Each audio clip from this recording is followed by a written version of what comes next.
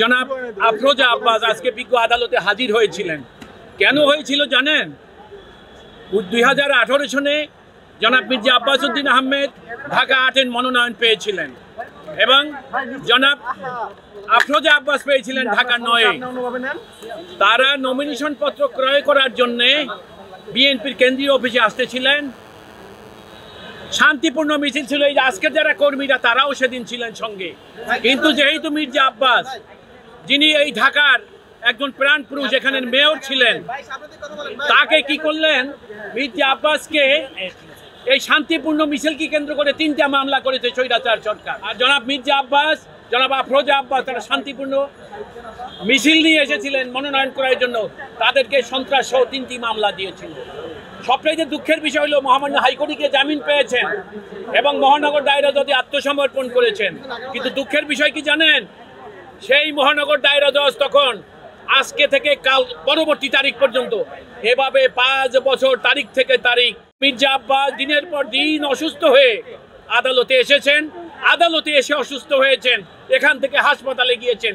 কিন্তু ওই বিচারক সরকারের দেওয়া প্রজেক্ট অনুসারে মামলা করার কারণে এবং তাকে সামনে টোপ দিয়েছিল উচ্চ আদালতে নেওয়ার জন্য, সে কারণে মির্জা আব্বাস মামলাই শুধু শিকার হন নাই হয়রানি, এই আদালতে এসেও নানা রকম হয়রানির শিকার তিনি হয়েছিলেন।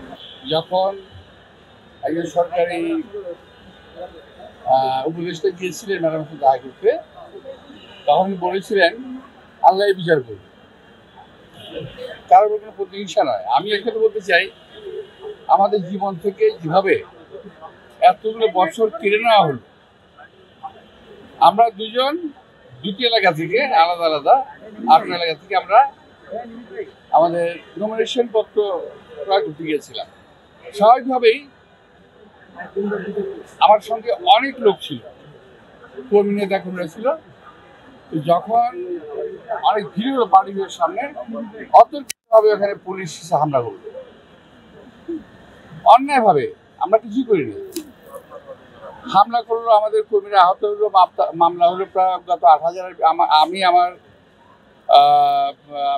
আফরোজা আব্বাস, তারপর রিজভি আহমদ ওদের নামে সহ মোট 8,000 অজ্ঞাত আসামি মামলা করা হলো অনর্থক।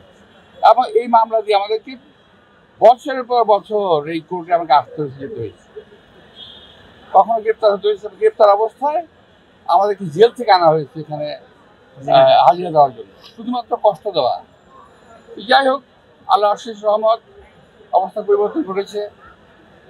যশাদ্দুর মনের অবস্থা ভালো হয়েছে, সাহস হয়েছে। এখন এই মামলা দীর্ঘ পরীক্ষা নিরীক্ষার পর মাননীয় আদালত দেখেছেন যে এই মামলায় আসলে কিছু নাই।